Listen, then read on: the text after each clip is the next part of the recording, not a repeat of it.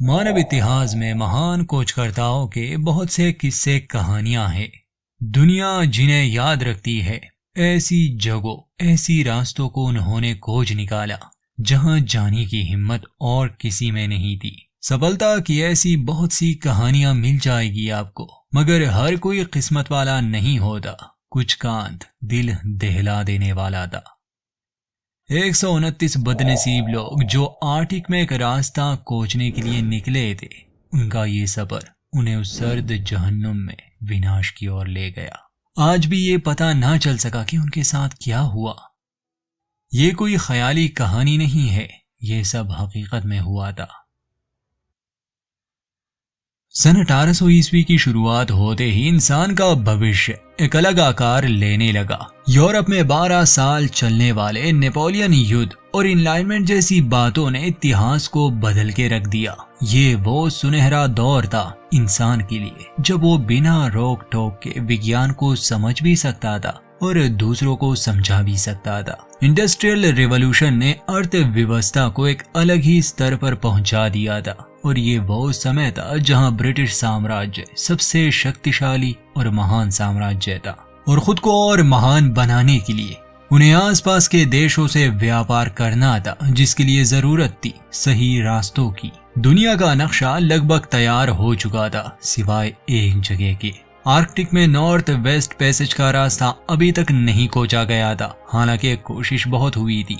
बरतानवी लोगों का ये एक सपना था कि वो इस रास्ते को खोज निकाले, क्योंकि ये एशिया पहुंचने के लिए सबसे छोटा रास्ता होगा। उस जमाने में आमतौर पर समुद्री जहाजों को बहुत ही लंबा सफर तय करना पड़ता था, अमेरिका से होकर गुजरना पड़ता था।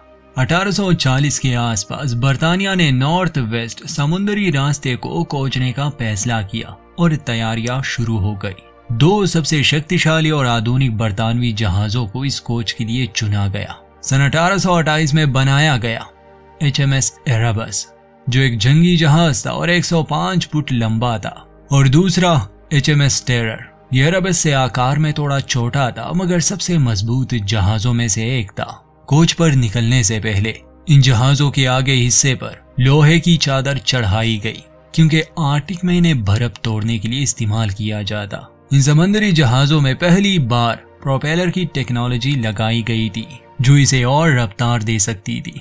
अगर हवा ना भी हुई तो ये अपना सफर आगे बढ़ा सकते हैं। डिसैलिनेशन इक्विपमेंट भी इन जहाजों पर मौजूद थे, जो समुद्री खारे पानी को साफ पीने के पानी में बदल सकता था। ठीक इन्हीं दिनों डाइविंग सूट का आविष्कार भी हुआ था, और शायद ये वो पहले जहाज थे जिन पर डाइविंग सूट मौजूद थे। अगर प्रोपेलर में बर्फ फंसती है तो ये नीचे जाकर उसे निकाल सकते हैं। मतलब इसी मकसद के लिए ये डाइविंग सूट रखे गए थे। और सबसे दिलचस्प बात ये थी कि फोटोग्राफिक कैमरा भी इन दिनों नया नया आया था। जो सबसे पहले कैमरा बिका था वो इसी खोज के लिए लिया गया था। और भी कुछ ऐसी चीजें इन जहाजों में लगाए गए थे जो इन्हें उस जमाने के सबसे आधुनिक जहाज बनाते हैं। आजकल तो आर्टिक में जाने के लिए ये सारी चीजें होना कोई बड़ी बात नहीं, मगर उस जमाने के लोगों के लिए ये बिल्कुल ऐसा ही था जैसे वो अंतरिक्ष में जा रहे हो। 3 सबसे माहिर कमांडिंग ऑफिसर्स को इस खोज की अगुवाई के लिए चुना गया था। सर जॉन फ्रैंकलिन, जिसने पहले भी आर्टिक में नॉर्थ वेस्ट पैसेज को ढूंढने की नाकाम कोशिश की थी, वो भी फंस चुके थे, और जिंदा रहने के लिए उन्होंने अपने चमड़े के जूते का लिए थे। वापस आने पर उनका मजाक भी उड़ाया गया, मगर उसने अपने लोगों को जिंदा रखा, और जो कोई भी उसके साथ अभियान पर गया था वो उनकी अच्छाई की तारीफें ही करता था। Second in command sir Francis Crozier को चुना गया था, और तीसरे नंबर पर सर जेम्स फिट्जजेम्स।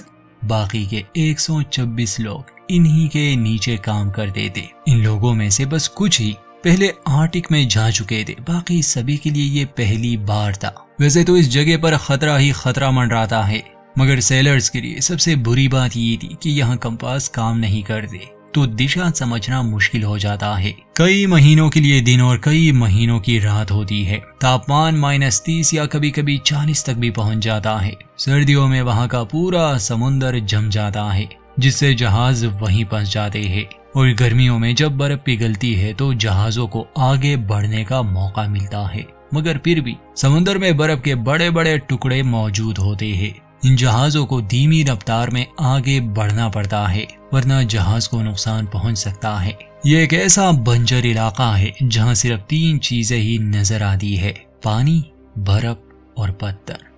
19 मई 1845 में 2 जहाजों ने लंदन की बंदरगाह से अपना सफर शुरू किया। इन जहाजों पर 132 इंसान और 3 जानवर थे, एक बिल्ली, एक कुत्ता और एक बंदर, जो कि फ्रैंकलिन की पत्नी की तरफ से एक तोहफा था। इसके अलावा इन जहाजों पर 2 टन तंबाकू, 7,500 लीटर शराब, 12,000 किताबें, बहुत से पोशाक, स्पोर्ट्स का सामान और सबसे अहम 16,000 खाने के डब्बे थे। ये टिन कैन के आविष्कार के शुरुआती दिन थे। इसमें तकरीबन हर तरह का खाना था और यही इन लोगों का राशन था। जब ये जहाज लंदन से निकले, वेलफिश आइलैंड पर इन्हें रुकना पड़ा सामान भरने के लिए और ये आर्कटिक के करीब थे। इस सफर के दौरान इनके 5 लोग बीमार हो चुके थे, जिन्हें आइलैंड पर इलाज के लिए उतारा गया। बाकी बचे 129 लोग। ये आखिरी बार था जब इन लोगों ने अपने प्यारों को खत लिखे। सभी में एक जोश था, खुश थे वो। उनका मानना था कि वो इतिहास की सबसे बड़ी खोज करने वाले हैं। 12 जुलाई 1845 में इन 2 जहाजों ने लंदन की बंदरगाह से इन्होंने सफर शुरू किया। बफन बे के समुंदर को पार करते हुए ये लैनकेस्टर नामी चैनल में दाखिल हुए। ये वो आखिरी स्थान था जहां 2 व्हेल पकड़ने वाले जहाजों ने इन्हें देखा था। इसके बाद ये लोग हमेशा के लिए गायब हो गए।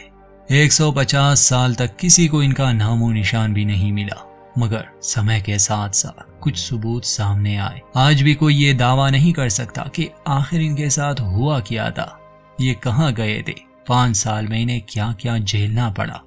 इस खोज की जानकारी आपको द फ्रैंकलिन लॉस्ट एक्सपेडिशन नाम से मिल जाएगी इंटरनेट पर। और 2018 में इसी खोज पर द टेरर नाम की एक सीरीज आई, जो कि बहुत ही बढ़िया है। इसे सिर्फ मैच्योर ऑडियंस के लिए बनाया गया है और इसे एक्यूरेट बनाने की भी बहुत कोशिश की गई है, मगर फिर भी इसमें कुछ ख्याली बातों को डाला गया है। फिर भी इस कहानी को देखने के बाद आप कल्पना कर सकते हैं कि उन लोगों ने वहां क्या क्या झेला होगा और ऐसे हालात में इंसान क्या करते हैं। तो चलिए ले चलते हैं आपको आर्कटिक के सफर पर। टोटल 10 एपिसोड्स है, तो कहानी जल्दी पूरी हो जाएगी। हमारे चैनल को सब्सक्राइब करना ना भूले। कहानी की शुरुआत इसी जानकारी से होती है कि सन 1845 में रॉयल नेवी के 2 जहाज HMS टेरर और HMS एरेबस इंग्लैंड से रवाना हुए ताकि आर्कटिक से गुजरने वाले किसी समुद्री रास्ते को खोज सके। ये टेक्नोलॉजी के लिहाज से अपने दौर के सबसे उन्नत समुद्री जहाज थे। इन्हें सबसे आखिर में यूरोप के व्हेल पकड़ने वालों ने बफन बे में देखा था, जब ये आर्कटिक की भूल भुलैया में दाखिल होने के लिए अच्छे मौसम का इंतजार कर रहे थे। ये दोनों ही जहाज फिर हमेशा के लिए गायब हो गए। समय है सन 1850 का। इन 2 जहाजों को गायब हुए 4 साल हो चुके थे। रॉयल नेवी की तरफ से एक search party sir James Ross और सर जॉन की अगुवाई में आर्कटिक आए थे। आर्कटिक के आसपास के बहुत से इलाकों में ये उन्हें ढूंढने की कोशिश कर रहे थे, मगर एरेबस और टेरर के साथ साथ वो सभी लोग भी गायब हो चुके थे। आर्कटिक के क्षेत्र में रहने वाले एस्किमो लोगों से ये पता करने आए थे कि 129 लोग कहाँ गायब हो गए, क्योंकि उन्हें जानकारी मिली थी कि एस्किमो लोगों ने ये दावा किया था कि उन्होंने जहाज की टोली को आखिरी बार देखा था। दोस्तों, उत्तरी अलास्का, ग्रीनलैंड, साइबेरिया, कनाडा और आर्कटिक के कुछ बर्फीले इलाकों में जो आदिवासी लोग रहते हैं उन्हें एस्किमो कहते हैं। इनके पूर्वज यहाँ आबाद थे, तो समय के साथ साथ इनके शरीर में ऐसे जेनेटिक बदलाव आ चुके हैं कि ये इस खतरनाक इलाके में रह सकते हैं और खुद को जिंदा भी रख सकते हैं। इन एस्किमो लोगों को इनुइट भी कहा जाता है और इसके अलावा भी बहुत से नाम है। खैर, यहाँ ये एस्किमो आदमी अपनी भाषा में बात कर रहा था। जॉन को उनकी भाषा थोड़ी बहुत आती थी, इसलिए वो जेम्स के लिए अनुवाद कर रहा था। ये एस्किमो बताता है कि उन्होंने कई पैदल लोगों को देखा, वो भूख से बेहाल थे। जेम्स पूछता है कि क्या वो उनसे मिले, तो एस्किमो बताता है कि हमने वहाँ कैप्टन को देखा, उसका नाम एक लूका था, वो हमारी भाषा बोल रहे थे। जेम्स अपने दोस्त फ्रांसिस क्रोजियर के बारे में पूछता है, जो कि HMS टेरर के कप्तान थे। वो आदिवासी फ्रांसिस को अगलूका बता रहा था। वो उसे फ्रैंकलिन, जेम्स और फ्रांसिस की तस्वीरें दिखाता है, तो वो एस्किमो फ्रांसिस क्रोजियर की तरफ इशारा करता है कि ये है अगलूका। वो हमारी भाषा बोल रहे थे और मरने ही वाले थे। वो दक्षिण की तरफ इशारा करके कह रहे थे कि वो पैदल घर जा रहे हैं, लेकिन वो मुश्किल से चल पा रहे थे और टुनबाक उनके पीछे था। जेम्स पूछता है कि ये किस बारे में बात कर रहा है। एस्किमो आगे बताता है कि वो टुनबाक उसके पीछे पीछे जा रहा था। वो 2 पैरों पर भी चलता और 4 पैरों पर भी। वो जीभ बनाता मांसपेशियों से, बड़ा ही अजीब था और वो शामन से जुड़ा था। बात करें शामन की तो ये उस व्यक्ति को कहा जाता है जो प्राकृतिक और अप्राकृतिक दुनियाओं के बीच माध्यम का काम करता हो। माना जाता है कि शामन के पास कुछ विशेष शक्तियां होती है। वो अच्छे और बुरी आत्माओं से बात कर सकते हैं और इन शक्तियों द्वारा वो बदकिस्मती, बीमारी या और भी बहुत से रोगों का इलाज करते हैं। अंत में इसे डिटेल से जान लेंगे। खैर, इन्हें समझ नहीं आती कि आखिर ये इंसान किस बारे में बात कर रहा है। जेम्स पूछता है कि फ्रांसिस ने क्या कहा इसे। वो एस्किमो कहता है कि आपके दोस्त ने मेरा हाथ पकड़कर कहा कि मेरे पीछे आने वालों से कहना कि वो रुके नहीं, जहाज जा चुके हैं, गुजरने का कोई रास्ता नहीं है। बता देना उन्हें कि हम जा चुके हैं, इस दुनिया में नहीं रहे। और इसी के साथ वो फ्रांसिस क्रोजियर के कोट के बटन उसकी तस्वीर पर रख देता है और ये बन जाता है एक रहस्य। कहानी के इस पहले हिस्से को याद रखें क्योंकि हम अंत भी यहीं से करेंगे। समय सन 1846। 4 साल पहले एरेबस और टेरर जहाज आर्कटिक की सीमा में दाखिल हो चुके थे। इन्हें सफर पर निकले 1 साल गुजर गया है। 5 लोगों को ग्रीनलैंड में बीमारी की वजह से घर भेज दिया गया और बाद में जब ये बीचे आइलैंड पर रुके थे तो इनके 3 और साथी जान की बाजी हार गए। उन्हें बीचे आइलैंड पर ही दफनाया गया और अब ये किंग विलियम आइलैंड की तरफ रवा दवा है। सर जॉन फ्रैंकलिन, जिनके नाम पर ही इस अभियान को नाम दिया गया था, वो फ्रांसिस क्रोजियर के सीनियर भी है। वो एरेबस नामी जहाज के कप्तान भी है। बल्कि ये कहना भी गलत नहीं होगा कि वो इस पूरे अभियान को कमांड कर रहे हैं। अभियान के लिए सभी जरूरी फैसले वही करते हैं। उनके साथ है सर जेम्स फिट्जजेम्स, जो एरेबस के सेकंड इन कमांड है। जेम्स, फ्रांसिस और फ्रैंकलिन सबसे ऊंचे ओहदे पर है। इनके अलावा और भी रॉयल नेवी ऑफिसर्स इन दोनों जहाजों पर मौजूद है और ज्यादा तादाद क्रू की है, जिसमें बावर्ची, सफाई वाले, डॉक्टर्स, पढ़े लिखे लोग, यहाँ तक एक लाइब्रेरियन, कुछ वैज्ञानिक और हाँ, मरीन भी शामिल है, यानी कि सैनिक। वैसे तो ये पूरी कहानी 126 लोगों के इर्द गिर्द घूमती है, मगर हमारा ध्यान सिर्फ अहम लोगों पर ही होगा। ये जो 3 कमांडिंग ऑफिसर्स है, इन्हें तो याद ही रखे, इनके नाम बार बार आएंगे। और ये भी याद रखे कि एरेबस नामी जहाज साइज में बड़ा है, वो बर्फ तोड़ सकता है, वही आगे है और ज्यादा लोग उसी पर मौजूद है। जॉन फ्रैंकलिन और जेम्स फिट्जजेम्स एरेबस पर होते हैं। टेरर जहाज थोड़ा छोटा है मगर फिर भी काफी मजबूत है। उसकी कमांड फ्रांसिस क्रोजियर के पास है और फिर उसके साथ कुछ नेवी ऑफिसर्स काम करते हैं। तो अब चूंकि ये लोग आर्कटिक की भूल भुलैया में प्रवेश कर चुके हैं, ये मैग्नेटिक नॉर्थ है, तो यहाँ कंपास सही से काम नहीं करता। एरेबस पर हम देखते हैं कि जेम्स कंपास की ओर देख रहा था, जो बस घूमे ही जा रहा था। दिशा को समझ पाना मुश्किल हो रहा था। वो अपने सीनियर यानी फ्रैंकलिन से कहता है कि हमें रोजाना ही बड़ी अजीब सी रीडिंग्स मिल रही है सर। तो फ्रैंकलिन कहता है कि मैग्नेटिक नॉर्थ की स्थिति तो रोजाना ही बदलती रहती है, लेकिन फिलहाल हम इसके सर्कल के अंदर है। दोस्तों, 18वीं सदी में समुद्री जहाज या तो सितारों को पढ़कर अपना दिशा मालूम करते या कंपास, बल्कि कंपास अहम होता, मगर साउथ पोल और नॉर्थ पोल में मैग्नेटिक फील्ड की वजह से दिशा बताना मुश्किल हो जाता और इन लोगों के साथ अब यही हो रहा था। वैसे आजकल के दौर में हम सिर्फ कंपास के मोहताज नहीं रहे। पुराने जमाने में इसी वजह से जहाजों के भटक जाने का खतरा रहता था। खैर, जेम्स और फ्रैंकलिन बातें ही कर रहे थे कि तभी इन्हें टेरर जहाज से सिग्नल मिलता है। टेरर इनसे कुछ दूरी पर ही था। एरेबस आगे था और टेरर पीछे। असल में captain Francis Crozier ice report की मांग कर रहे थे, जिस पर सर जॉन फ्रैंकलिन कहते हैं कि फ्रांसिस से कह दो कि जेम्स और मैं उनसे डिनर पर मिलेंगे। दोस्तों, ये वो समय है जहां ब्रिटिशर्स में सर का शब्द इस्तेमाल करना बहुत ही आम था, तो हम भी कुछ कैरेक्टर्स के साथ ये इस्तेमाल करेंगे। एरेबस की तरफ से इन्हें संदेश मिल जाता है कि शाम के खाने के लिए सर जॉन और सर जेम्स टेरर पर ही आ रहे हैं। इसलिए फ्रांसिस अपने साथियों को बता देता है कि उनके लिए खाने का इंतजाम करे। फ्रांसिस को जेम्स शायद पसंद नहीं था। जेम्स एक आध युद्ध पर गए थे और जब भी वो सब मिलकर बैठ जाते तो वो अपनी बहादुरी के किस्से सुनाता रहता था। शाम होने से पहले ही जॉन और जेम्स टेरर पर खाने के लिए आ जाते हैं। सिर्फ ऊंचे ओहदे के ऑफिसर्स ही एक साथ खाना खाते हैं। क्योंकि ये रॉयल नेवी है तो यहाँ रुतबे और ओहदे के लिहाज से ही इंसान की पहचान होती है। केबिन क्रू से हमें मिलवाया जाता है। इनमें से कुछ किरदार बहुत ही अहम है क्योंकि वो अंत तक कहानी में रहेंगे और उनकी वजह से कहानी पर काफी गहरा असर भी पड़ेगा। एक टेबल के इर्द गिर्द 5 लोग बैठे थे। ये केबिन क्रू था, मतलब सबसे निचले लेवल के लोग। वो आपस में बातें कर रहे थे। टेरर पर एक कुत्ता था तो कुत्ते को लेकर ये बातचीत शुरू करते हैं। खासकर कहानी का एक अहम किरदार जिसका नाम कॉर्नेलियस हिकी है और वो सफाई वगैरह का काम करता है।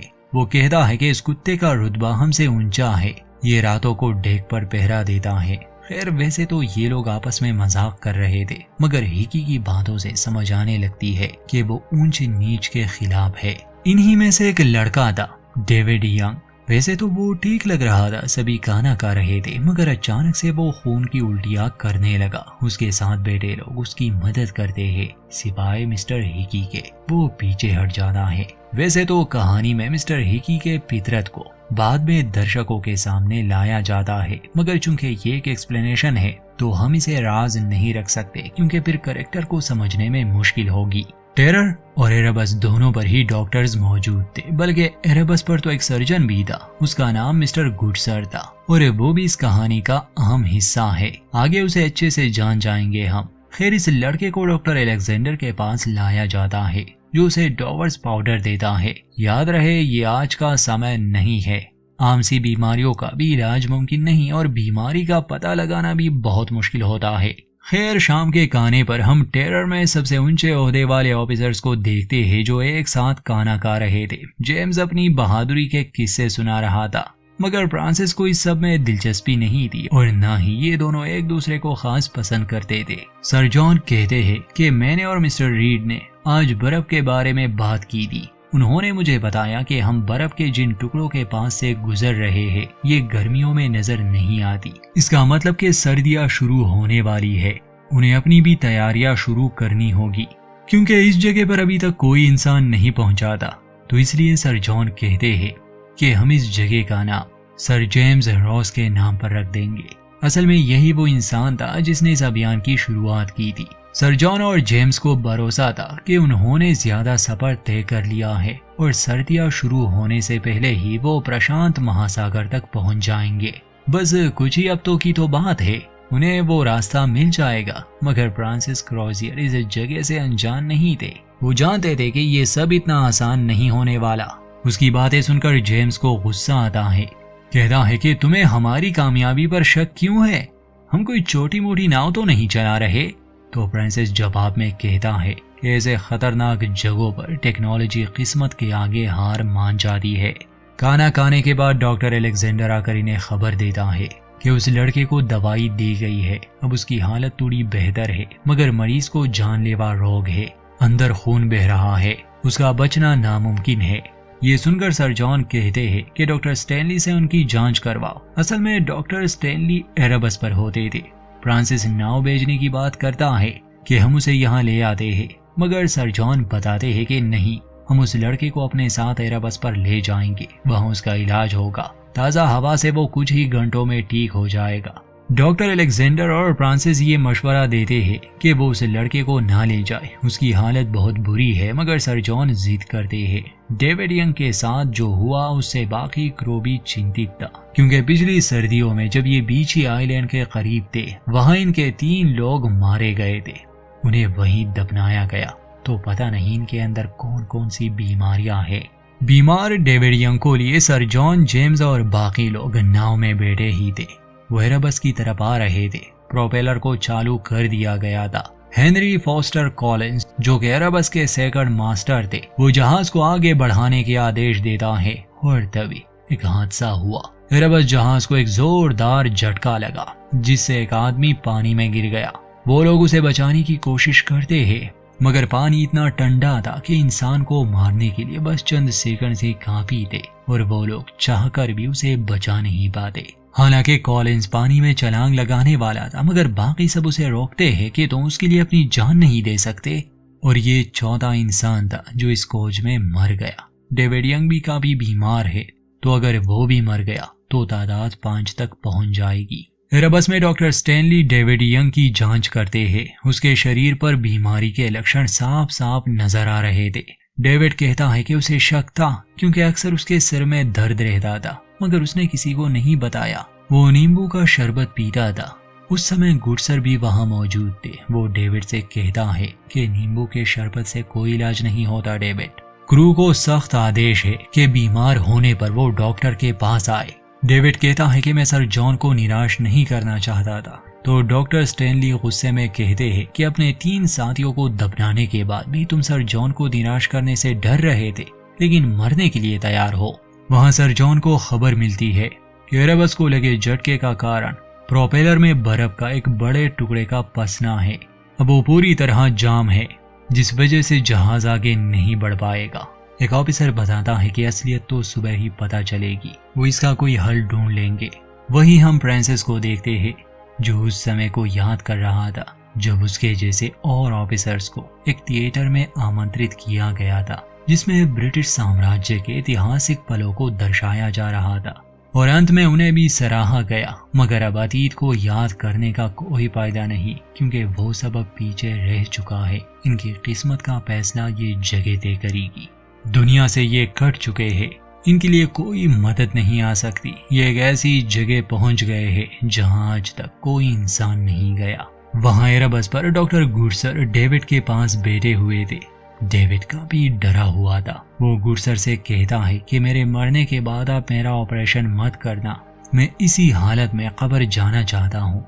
तो डॉक्टर गुडसर जो कि एक बहुत अच्छे इंसान थे बिल्कुल अपने नाम की तरह, वो डेविड से कहते हैं कि अगर सर जॉन ने आदेश दिए तो ऑपरेशन तो करना ही पड़ेगा डेविड। इससे हमें आने वाले वक्त का पता चलेगा, बाकी लोगों को मदद मिलेगी। हमें पहले के लाशों के साथ भी यही करना पड़ा था क्योंकि इससे हमें जानकारी मिलती है, पता चलेगा कि तुम्हें कौन सी बीमारी थी। शायद इस तरह हम बाकी लोगों को इस बीमारी से बचा पाए। ये सुनकर डेविड कहता है कि ठीक है, अगर सर जॉन कहते हैं तो आप मेरा ऑपरेशन कर सकते हैं। उसे हौसला देने के लिए डॉक्टर गुडसर बताते हैं कि जब लोग मरने वाले होते हैं डेविड तो बड़ी अजीब अजीब सी बातें करते हैं जैसे उसके अपने उन्हें बुला रहे हो। डेविड कहता है कि मैं एक अनाथ हूँ, मैंने ना अपनी माँ को देखा है ना अपने पिता को।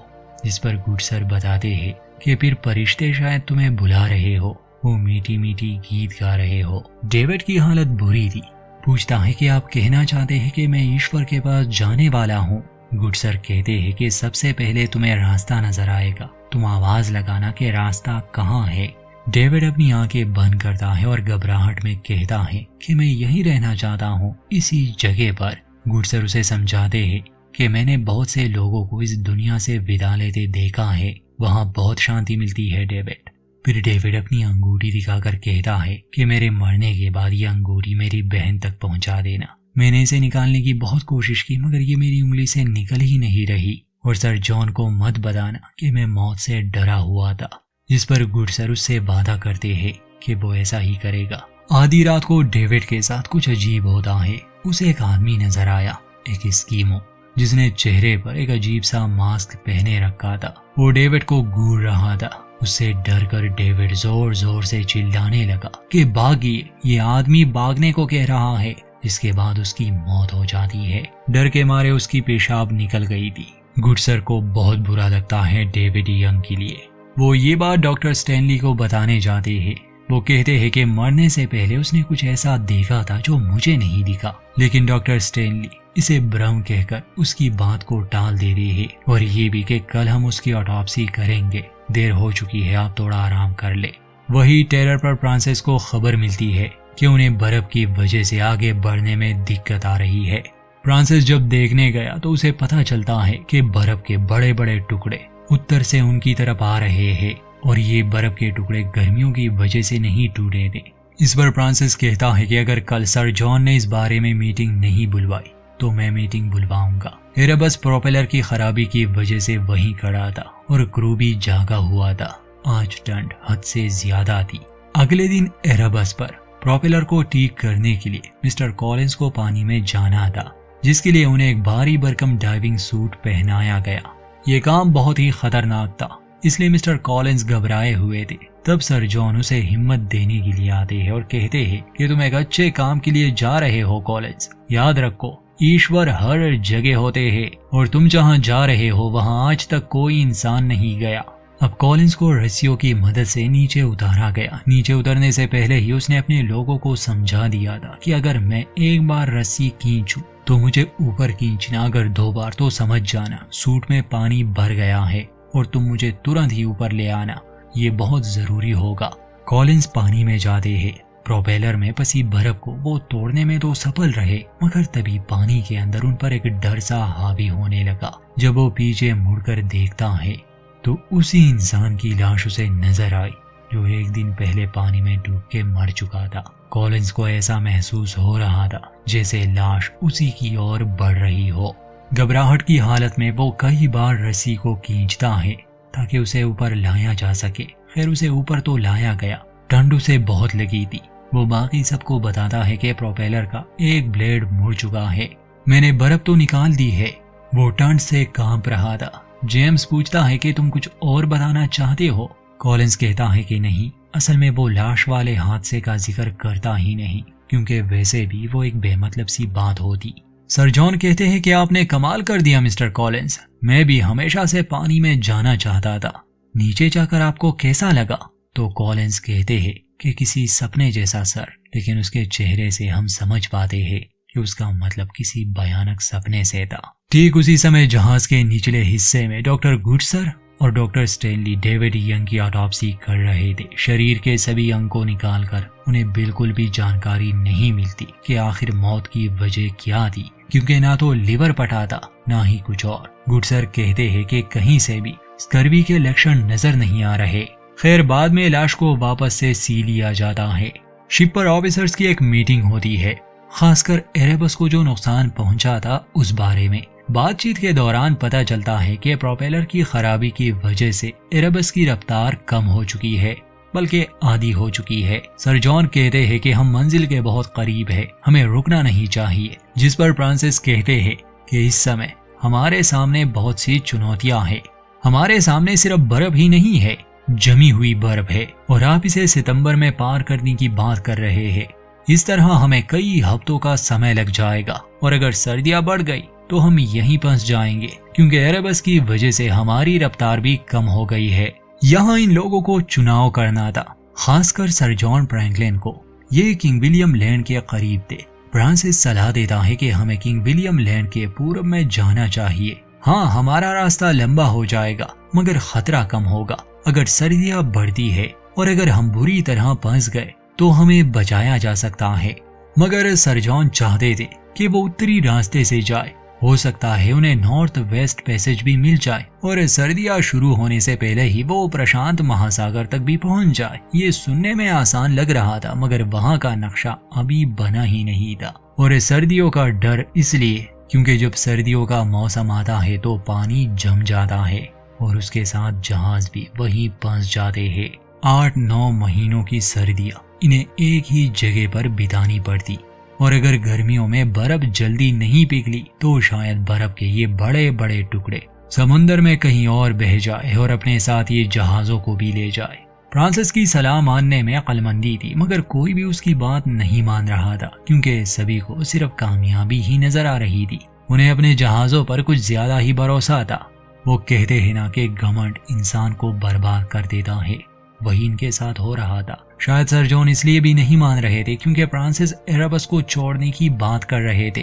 फ्रांसिस समझाते हैं कि हमें एरेबस को यहीं छोड़कर टेरर की मदद से पूर्व दिशा में जाना चाहिए। इस तरह हम शायद किंग विलियम लैंड का चक्कर भी काट ले और अगर रास्ता ना भी मिला तो हम किसी बंदरगाह पर रुककर पूरी सर्दियां सुरक्षित तरीके से गुजार लेंगे और बसंत आने पर दोबारा से रवाना होंगे। हाँ, हम एक दूसरे से उकता जाएंगे मगर जिंदा रहेंगे। लेकिन सर जॉन उसकी बात नहीं सुनते। और कहते हैं कि हम एरेबस को छोड़कर नहीं जाएंगे, हम सिर्फ अपनी मंजिल से 2 हफ्ते की दूरी पर है। ईश्वर की मेहरबानी से साल खत्म होने से पहले ही हम अपनी मंजिल तक पहुंच जाएंगे। इस पर फ्रांसिस गुस्सा होकर कहते हैं कि अगर आपकी बात गलत हुई तो ये आत्महत्या होगी, क्योंकि फिर कोई हमें नहीं बचा पाएगा। सर जॉन कहते हैं कि मैं एरेबस को कमांड करता रहूंगा, उसकी रफ्तार कम होने की वजह से हम टेरर को आगे रखेंगे। हाँ, वो बर्फ तोड़ने वाला जहाज नहीं है, मगर फिर भी वो सही सलामत है और योजना के मुताबिक हम किंग विलियम लैंड के पश्चिम से ही आगे बढ़ेंगे, जिसके बाद जहाज पर भी इस योजना का ऐलान होता है और दोनों जहाज सर जॉन के आदेश पर आगे बढ़ते हैं। मगर सफर शुरू करने से पहले डेविड यंग को पास के एक टापू पर दफनाने के लिए ले जाया गया। कब्र में उतारते समय उसका कॉफिन खुल जाता है, जिसे बंद करने मिस्टर हिकी नीचे उतरते हैं। हालांकि कोई और ये नहीं करना चाहता था। उसके साथी कहते हैं कि इसकी कोई जरूरत नहीं। तब हिकी कहता है कि ये मैंने इसके पिता के जज्बात को ध्यान में रखते हुए किया। इस कब्र वाले सीन को आप याद रखना। आगे जाकर हम इसे एक जरूरी सबक सीखेंगे कि जब किसी इंसान पर मुश्किल समय आता है तो वो किस हद तक गिर सकता है, चाहे उसके दिल में कितनी ही दया क्यों ना हो। मुश्किल वक्त आने पर इंसान की असली फितरत सामने आ ही जाती है। अब 6 दिन बाद हम देखते हैं कि बिल्कुल वैसा ही हुआ जैसे फ्रांसिस ने अंदाजा लगाया था और दोनों ही जहाज जमी हुई बर्फ में फंस चुके थे। सर्दियां आ गई। सर जॉन को अपनी गलती का एहसास हो चुका था और शायद ये उनकी जिंदगी का सबसे गलत फैसला था जो इन सभी की जान ले लेगा। ये 8 महीनों के लिए यहाँ फंस चुके थे, मगर अब कुछ नहीं हो सकता। ये यहाँ फंस चुके थे और अगले साल का इंतजार करने के अलावा इनके पास और कोई चारा नहीं था। बदकिस्मती देखे ना कि इतिहास में 1845 से लेकर 1850 तक आर्कटिक का मौसम सबसे ज्यादा ठंडा रहा। मतलब कि गर्मियां कभी आई ही नहीं, मानो जैसे कुदरत भी इनके खिलाफ हो। खैर, उस समय एरेबस में खड़े सर जॉन टेरर की ओर देख रहे थे, क्योंकि वहां थे फ्रांसिस क्रोजियर। फ्रैंकलिन ने उसकी बात नहीं मानी और आगे ईश्वर ही इनकी मदद करे। तो दोस्तों, ये था इस कहानी का पहला भाग। जुड़े रहिए, 4 साल की कहानी अभी भी बाकी है। कहानी को लेकर अपनी राय जरूर दें।